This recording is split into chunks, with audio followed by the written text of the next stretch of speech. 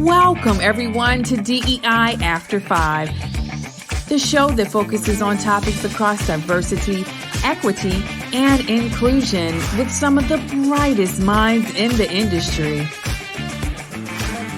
Here's your hostess, inclusive culture curator and coach, Sacha Thompson. Hey everyone, and welcome to this week's episode of DEI After 5. Thank you for joining us. I am very excited about this episode. As one of the things that I often talk about with my clients and coaches is giving ourselves grace, right? You'll often hear me say, give people grace and space. And so what does grace look like? What does that mean? So we are going to dive into that topic today with my guest, Yvonne Alston, who is the CEO of Indelible Impressions Consulting. Yvonne, welcome to the show.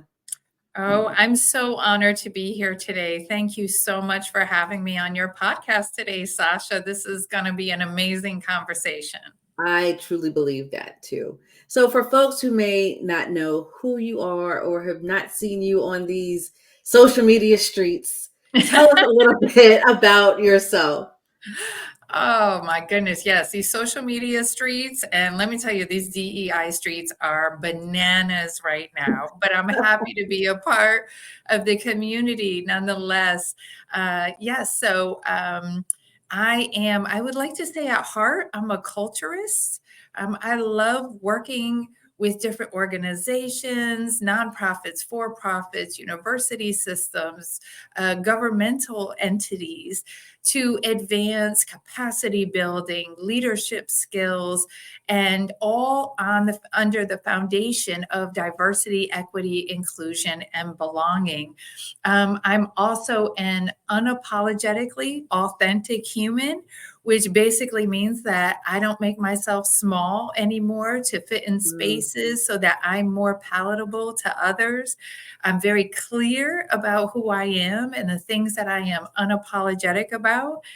One of those is that I am a Black woman with very short hair and loving it, that I am a woman of faith, and that my faith is a core value of my own, and that I believe in our ability to engage with one another in a way that really advances the humanity within us and within the community.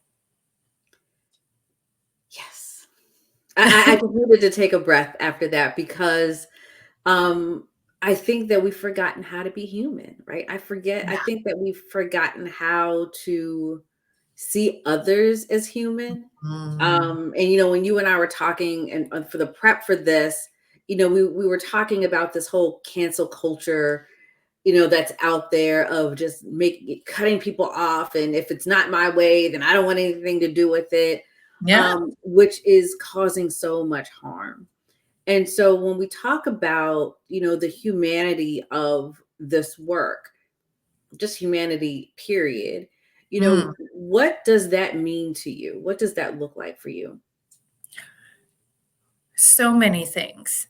I would say that we understand that we are all intersectional beings with a combination of lived experience and professional expertise that meets everyone else in workplaces and in community. In some regard, we are the sum total of our experiences. And what that means is that informs how we see the world, how we experience the world, how we desire to be experienced by others. And I think that that's something that has gotten lost in the sauce of life, that has gotten lost in all of the politics around our fellow humans, what it means to be a human being, what it means to be in community. And I think that we need to get back to that. We desperately need to get back to that, which is why diversity, equity, inclusion, belonging, accessibility, justice, all of those principles are so critical. they're critical to us as human beings, of our ability to show up, to thrive, and to engage again in community in such a beautiful, meaningful, and impactful way. Yeah, I mean, as you're speaking, what I've envisioned was this human tapestry, right? Like all of Mm, our differences um, are what makes the connection work, right? What yeah. makes everything um, makes our differences beautiful in Mm, this space. And in the politics of it all, as you're talking, it's that's what's being used to divide us. And absolutely. that is not what this human experience is about, right? It is supposed to be, how do we join together despite our differences? We may not see eye to eye on everything, and that's okay, Yeah. right? Yeah. That is fine, as long as we respect each other and we honor each other as humans. And so, again, with this human tapestry, what I was seeing was like it being pulled apart Mm, because of difference. I don't like you because of this part of your identity. You don't know me. right. Right. There are other parts of me that you have no idea about that we can be so connected, in. And then the other thing, well, yeah, I want us to talk about that because my brain, folks know, like my brain is all over the place. But I think that is, how do we start to work toward, regardless of our differences, our Mm. different life experiences, our professional expertise, as you said, how can we honor that as something that's positive? So I think it's understanding that every single one of us has intersectionality, and also understanding that if we would actually take the time to have conversations, we might actually find that we have more in common than Mm, what separates us. So when we think about the languaging and the principles of bridging, oftentimes the way that I view it and the way that myself and my team teach on it is, typically people are thinking about a bridge as you're on one end and I'm on the other end. And so we've got all this space between us, all this ground that we have to make up to figure out what connects us. mm, And I like to frame it in the complete opposite. Let's get real close and let's talk about the things with some vulnerability, empathy, compassion, grace, right? mm, And have those conversations about the things that matter most deeply to us. And we might actually find that we have more in common and we have less space between us than people might assume based on what we look like, where we grew up, what our educational background is, what's our socioeconomic status, whether one has disabilities or not, all of those aspects. So while it's uncomfortable in the beginning for most folks to come at engaging with one another in this framework, it ends up being really beautiful. And you kind mm, of get past all the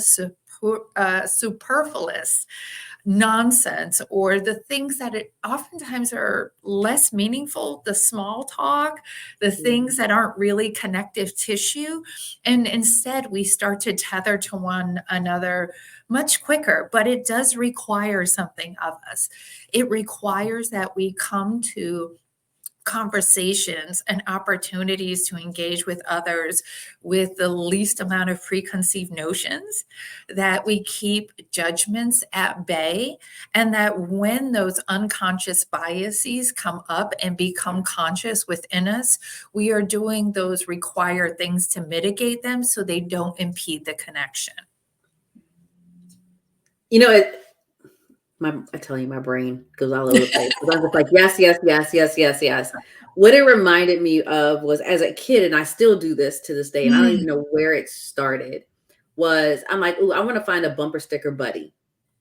And it mm, was just being in the car and looking at people's bumper stickers or whatever they had on their car, and trying to see what connection I had with them. I guess I was bored as a kid, but I still do it, right? So I will Very see cool. random things, right? Oh, I So love that. my dad was an Episcopal priest, right? Okay. Typically, you don't see Black Episcopalians, but there are a lot of us out here. But you know And what? so, Thank you for that. Can I just intersect real quick on that? Thank you for that, because to your point, most people don't assume Black Episcopalian priests, but you just created, right, a tether point to others who might be listening to this to say, oh, wow, yeah, I attend a church where there's Episcopalian Black priest, or I know someone, or I didn't know that in terms of Catholicism and the culture. Beautiful. right. But Beautiful. again, it's like, it's a game that I play with myself Yeah. in, Yeah. okay, these are random people out here. What Mm-hmm. connection do I have? And so bumper stickers or car stickers are like one of the things that I can do that's fairly safe. And Yes. so I'm like, oh, you're a Baltimore Ravens fan. I'm a Baltimore Ravens fan. Like, what Yes. else could we have in common? And Yeah. I don't, to your point, I don't think we do that enough in challenging ourselves and getting identity, physical identity out of the way. Right. Yes. I think we're so quick to connect with people on that space because it feels safe. Mm. But one, it may, they say all skin folk ain't kin folk. So we'll put Correct. that out there. Correct.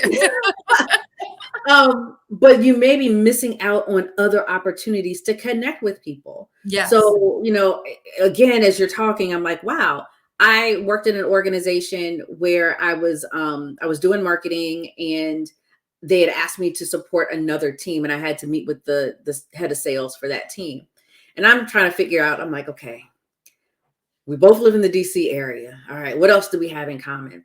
And as soon as he walked in, he was like, so we both went to Johns Hopkins. And I'm like, yeah. He was like, I got my MBA from Johns Hopkins too. And immediately it just, okay, we have something in common. That's right.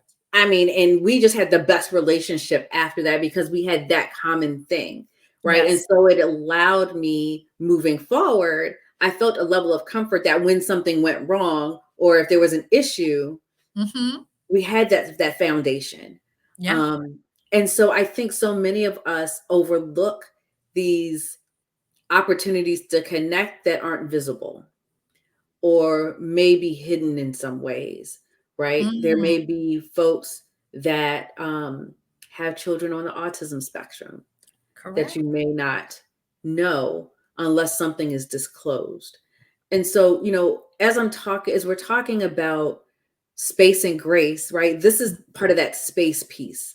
This is part of how do you create these spaces where you can have these conversations, where you can challenge some of your biases, where you can figure out, okay, what I was taught as a child runs counter to what I'm experiencing right now.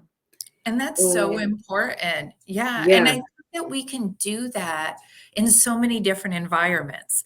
Yes. I've been in the grocery store and seen a child kind of in the basket with the parents, and the child is just miserable and just cutting up. And my husband always laughs at me because he's like, I swear you're the child whisperer. So I will do the most random, silly things to build community and to give those parents a moment of breath, to give them a sense of community that you're not in this alone. So I might peek behind a parent and play peekaboo. I might cover my face and be like, oh no, oh, we're not doing that, are we? Oh no, oh my goodness, how loud. Oh, do you have an inside voice? And and regardless of race, ethnicity, gender, these people could be looking like everything opposite than what I might look like, right? But you can again build some tethering, some connective tissue to these fellow humans in a way that might be meaningful. Another example, my husband and I, we sold our home several months back, we moved into this really beautiful high-end apartment community. And there's a beautiful mosaic of people there, different ages, races, abilities, socioeconomic, singles, married, partners, all the things. I keep referring to it as a mosaic. You use the word tapestry. Yes, both beautiful, interweaving, intersectioned mixings. And next door neighbor was moving in, and she said, "Oh my gosh, I'm so sorry. I think my children are loud." And I said, "Well, they do tend to use the hallway like a runway at, 7:30 in the morning." But she said, "I'm so sorry. I'm a recent divorcee and it's just been tough."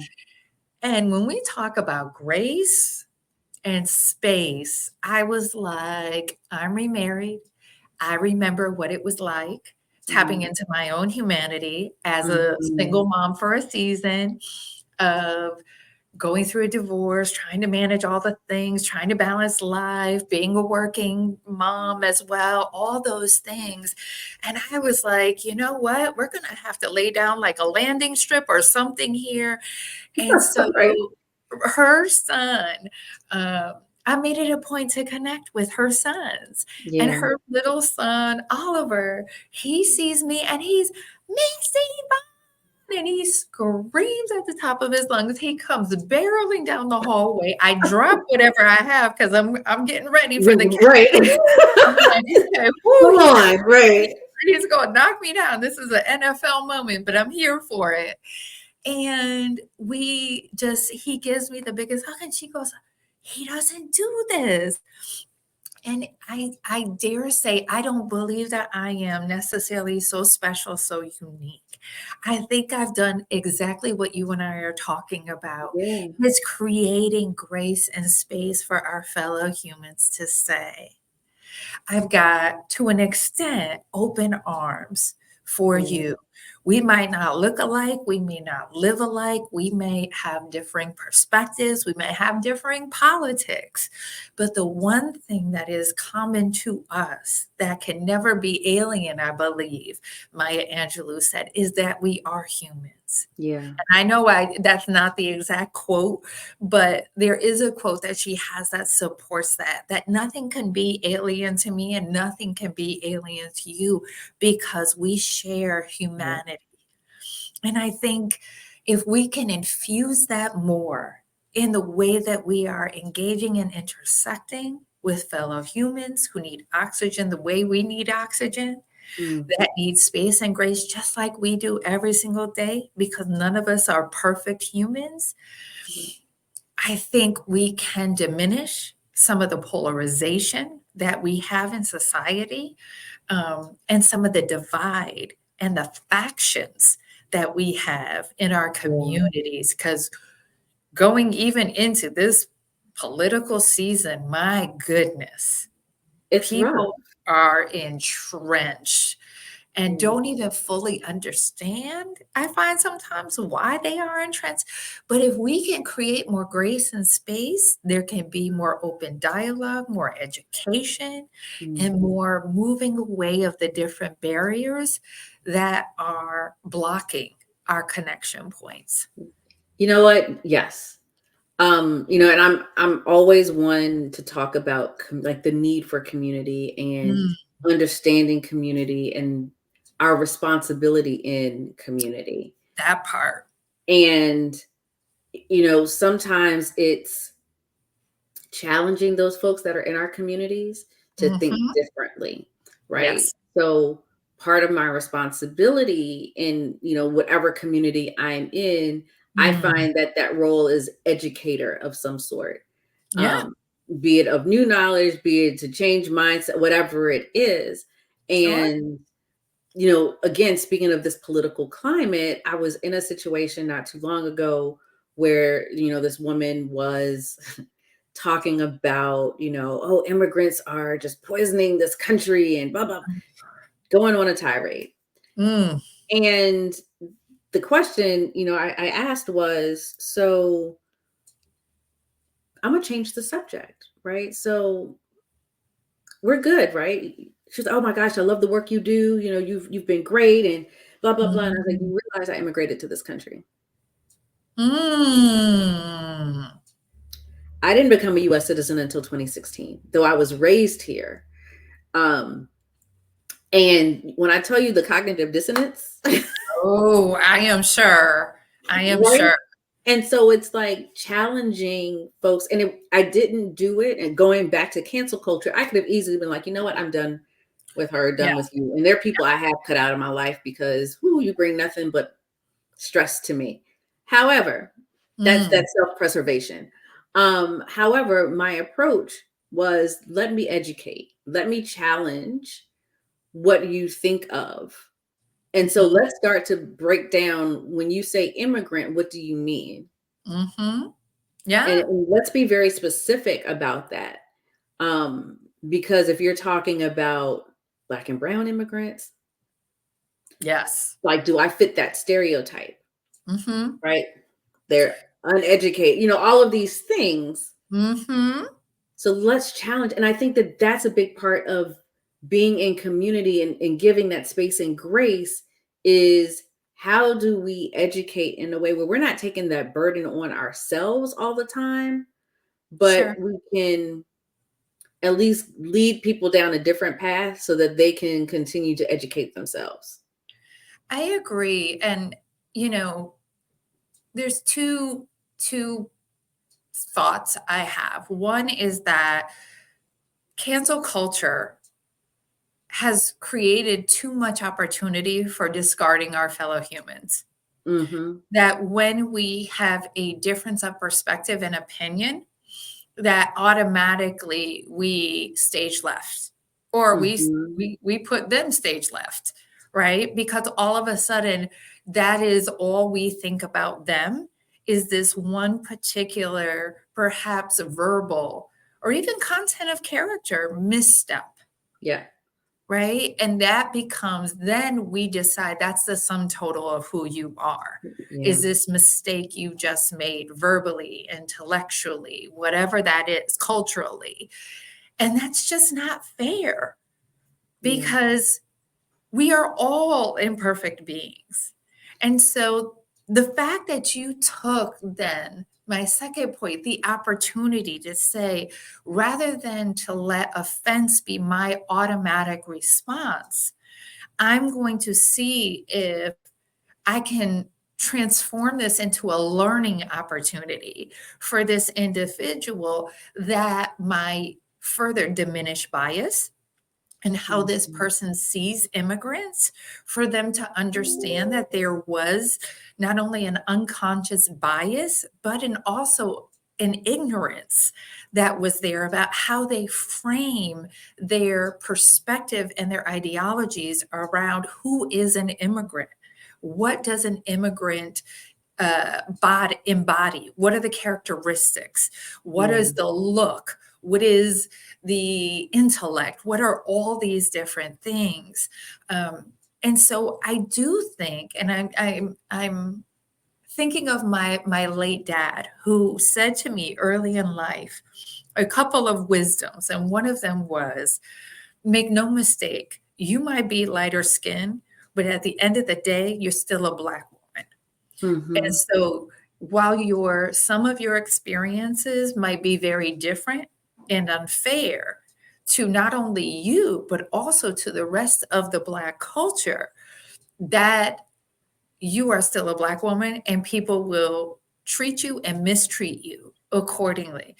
Secondly, he said, whenever someone hurls, and back then we didn't have the language of microaggressions and all of that. So he framed it as a stereotype. Hurl a stereotype at you, you can do two things. You can confirm that stereotype, or you can choose to educate them and make them walk away scratching their head because you didn't fulfill the stereotype. And so while that we understand that that is not necessarily our job, that is extensive emotional labor on our part and all these things we understand today, I grew up with that framework. And so I've oftentimes taken that perspective, unless it is so far egregious that there is hate spewing out of someone's pores and mouth and vitriol and rhetoric that is an assault on the senses, I will stay in that space. I will give you grace and I will strive with you in hopes that on the other side of that perhaps tense, very uncomfortable conversation, that something in you, if not in that moment, then as you're walking away, or as we like to say in the church, late in the midnight hour, Yeah. okay, something will pique your brain and be like, "Ah, what is that? I Yeah. guess they're not all the same. I guess I was wrong. Or I didn't realize how harmful that thinking, those behaviors, or how reckless my mouth was earlier today, that there will be an opportunity for reflection. And I think that that's one of the best things that we can do is to give people grace and space, to give them the opportunity, when appropriate, because Right. context matters, Right. reflect, to reflect and allow people to, as they say, come to themselves. Yeah. And not everyone's built to stand in the gap. Like Yes. I've come to realize and understand that. Yeah. And that's not to say that once you stand in the gap, you always stand in the gap, because that is a difficult place to be. It's exhausting. But but understanding that in order for things to change, something needs to give, and part of that is education. And so the question then becomes, what is your role? Are you going to continue to let these things happen and cancel everyone that opposes you? Where does that leave you? Yeah. And two, do you shift? Right? And what does that shift look like?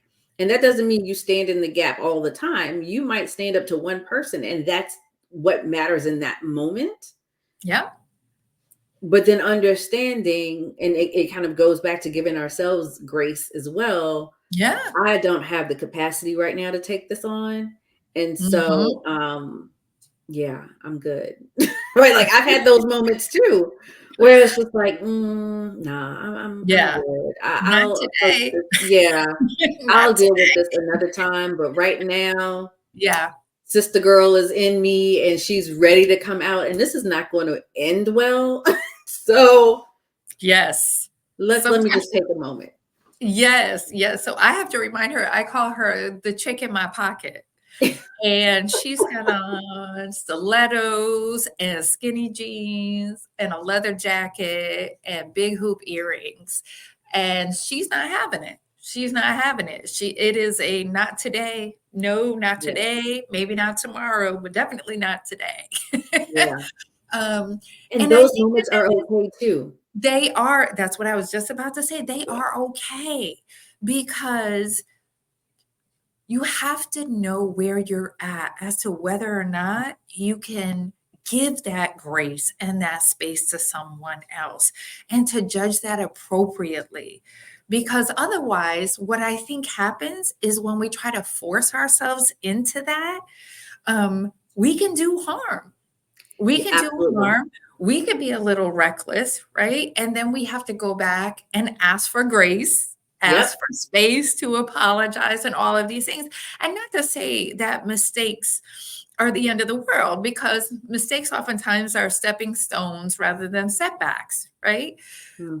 That said, it's about knowing when it's important for self-preservation to kick in for your mental health, for your emotions, or even for your physical safety, versus I can strive with you a little bit in this moment. I have capacity to strive with you to an extent.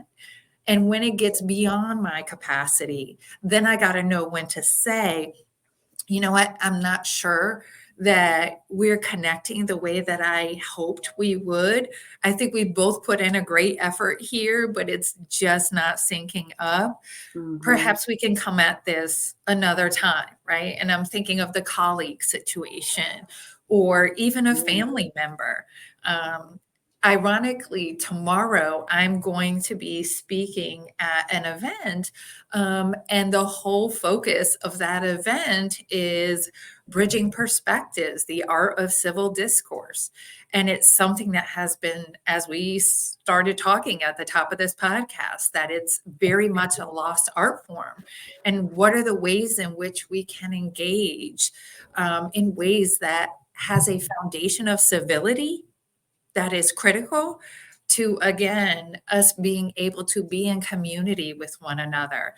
And I'm going to keynote and I'm going to moderate a panel and have all these other folks opining who are experts in different areas and arenas of life, whether that's in politics and community building, professors, etc. And it's important. It's important that we understand how to engage with one another when we have different perspectives and experiences, and not to just throw people away and discard them, because you can have someone who has a very different perspective from you and you can still get coffee on Friday. Right. And your kids can still play together and all of these things, right? It doesn't have to be that I have to disengage from you in totality because you have a different political leaning than me, or, whatever the differences are. What I think you're talking about, what clicked for me just now was it's a level of maturity. Yes. In this space. Yes. It is a level of, and we recorded another episode of the show where we were talking about the internal work. And a lot of people I have found that approach things with that cancel culture mindset have not done a lot of internal work on why they hurt or what they fear.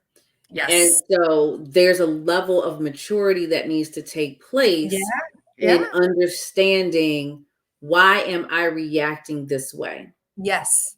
Right? What is the hurt that I'm trying to protect myself from in this? And so again, that's giving ourselves a level of grace, giving ourselves the respect that we want to give ourselves, in understanding our why and how that has shaped who we are and what's happening. Because to your point, some people don't even know that they're causing harm, like they've made a mistake. We are human. Humans are flawed.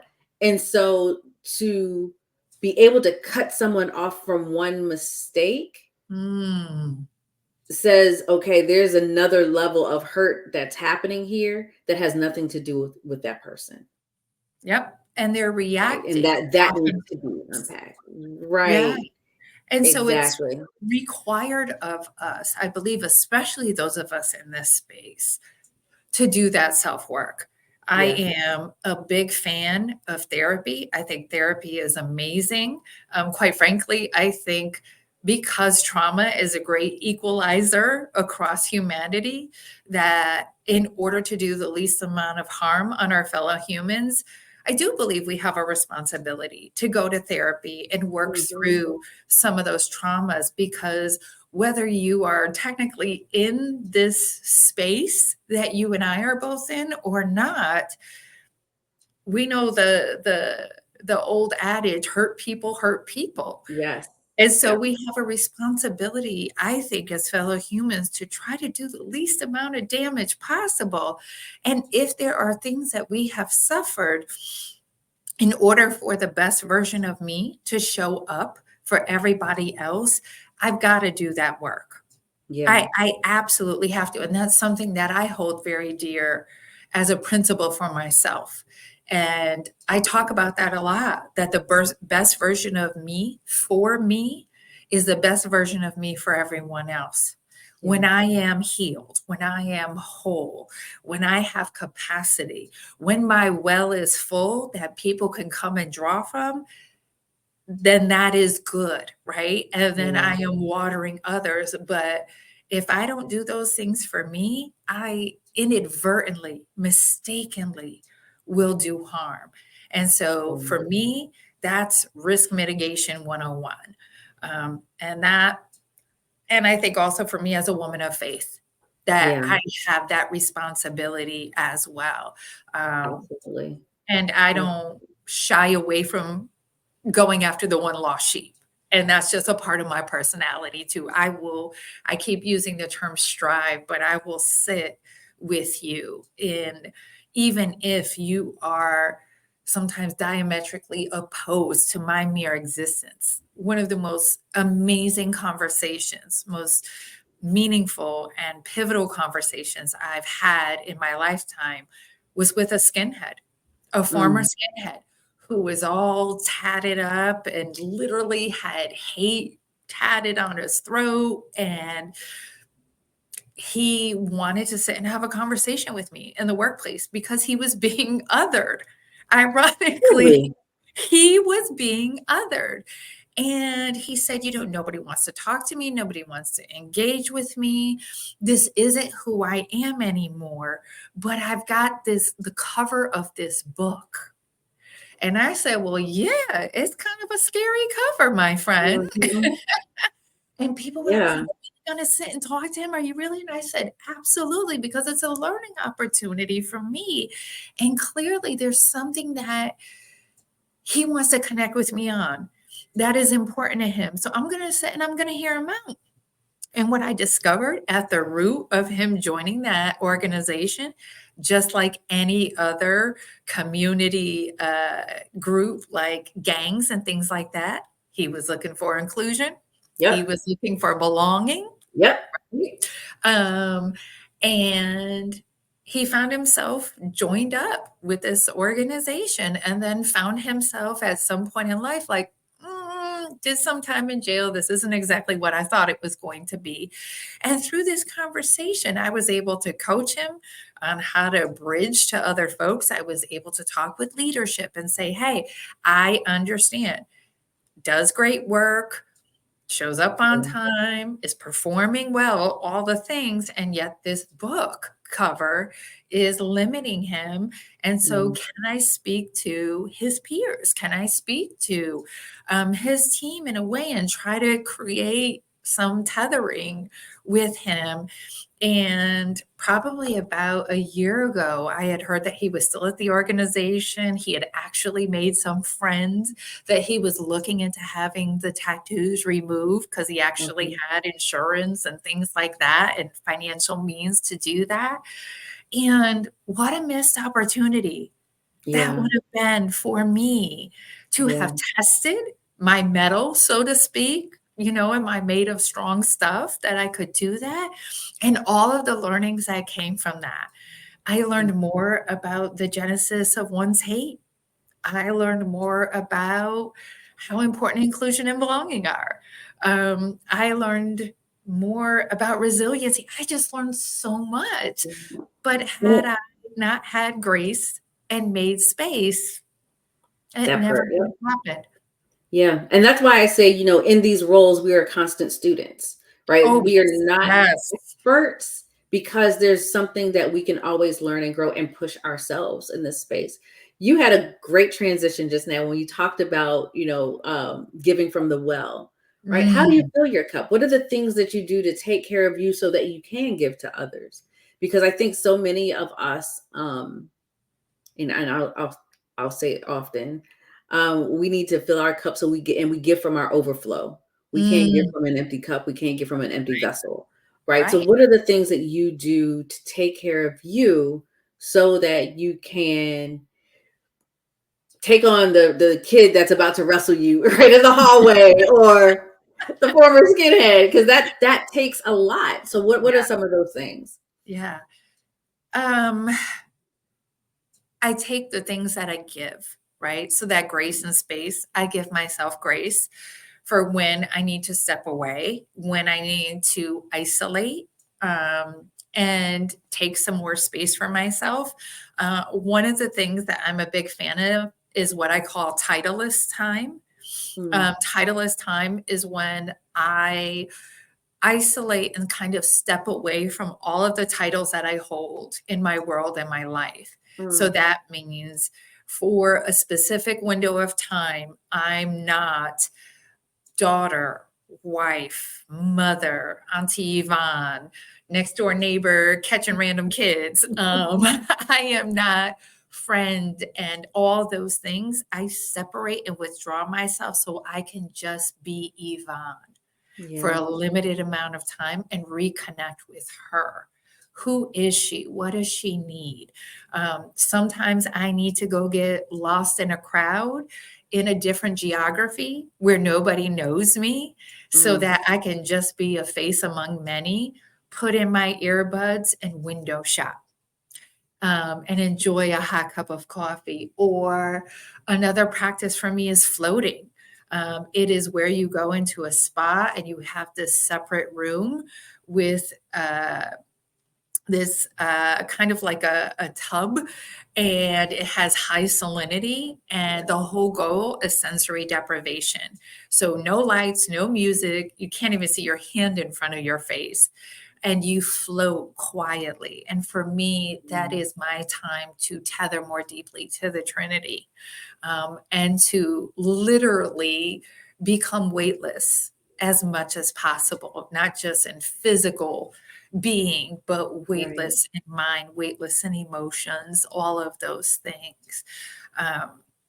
So it's that. Even on days that are really hard and heavy, my husband and I have this understanding of, listen, it's been a really big day, a hard, a heavy day.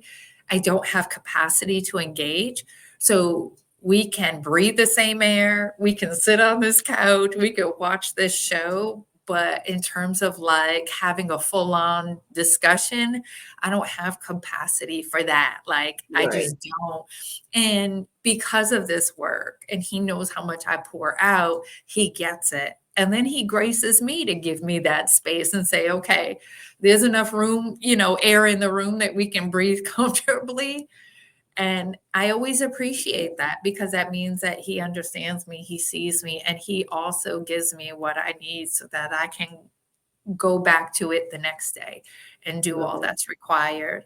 What about you? What are some of your practices for refilling your cup, your overflow? Yeah, so lately it's been just sitting and doing kind of nothing.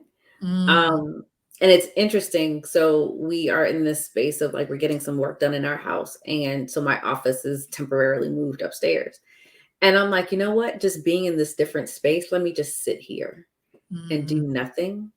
And I find that it allows me to be more creative, but also let go of things that I've been holding on to, because I'm very much this is the routine. And so now that my routine is off, it's allowed me to, oh, I can do this. I can do this. So that's kind of been, filling my cup these days is, oh, I can be totally creative in these spaces. I also am really thinking, I used to crochet, and I'm thinking of getting back into it. And nice. Speaking of therapist, right? Speaking of therapist, she was like, do it for you. Because I used to do it. I was like, oh, I had an Etsy shop, and I was just like, I'm not doing that, because I made it work. Yes. So now it's like, let me just get back into it and see what I create and just be. And that's another way for me to just kind of tune out the work. Yes. And focus on being creative in different ways. So yeah, it's always morphing for me. It's always morphing. And then when you mentioned the floating, I was like, oh, there's a place in Alexandria that has one of those. Like, let me go try that out. Like, I would love, Yes. So I'm always looking for new things, but I asked that question because it looks different for everyone. Yeah. And it doesn't have to be that go to the spa or, Correct. It can, but it doesn't have to be. So I appreciate your answers because they're very real and honest. And I think things that people like, oh, I could try that and see how it works for them. So Yvonne, if people wanted to get in contact with you, what is the best way for them to do that? Definitely on LinkedIn. I'm always on there, myself and my team, posting content, different perspectives, opening up conversations and dialogues with fellow humans, as well as on Instagram, Indelible Impressions has its own IG. So we're always on there posting content, trying to drive conversation and thought partnership with various individuals. And on YouTube as well. Someone said to me recently, I Googled you, and I went, okay, that's just weird. It's like, but at the same time, I thought it was kind of cool. And they were like, there's a lot of content out there on you, whether it's on being on podcasts like this and getting amazing opportunities to be in community and have conversations like this, or it's something that Indelible has put out directly. So YouTube is another place. And our website, obviously, indelible-consulting.com, lots of great info on there. And we're really excited. We're getting ready to launch our learning hub. We have an LMS that people can go in and actually take e-learning courses. Wonderful. So we're rolling that forward in 2025. So a lot of exciting things going on. Wonderful. So yeah, lots of different places, anywhere where we can create grace and space for conversations just like this. So thank you so much, Sacha, for the opportunity to spend this time with you and talk about this topic that just has resonated so deeply with the both of us. Absolutely. Thank you for being here. And, I was thinking just now, I'm like, I feel like just so calm after this conversation, because I think it's needed. Right. When we talk about space and grace and honoring ourselves in this space. So I appreciate you and the work that you do and just allowing us to have this space together to have this conversation. So thank you for being here. Yeah. Thank you for having me. Absolutely. And thank you all for tuning in to this week's episode. I hope that you are able to find something to connect with. Challenge yourselves in ways to give yourselves space and grace while you give others the same. Tune in every Tuesday at 5:15 p.m. Eastern on YouTube. Find us on Spotify or wherever you listen to your podcast. And until next time, have a good one.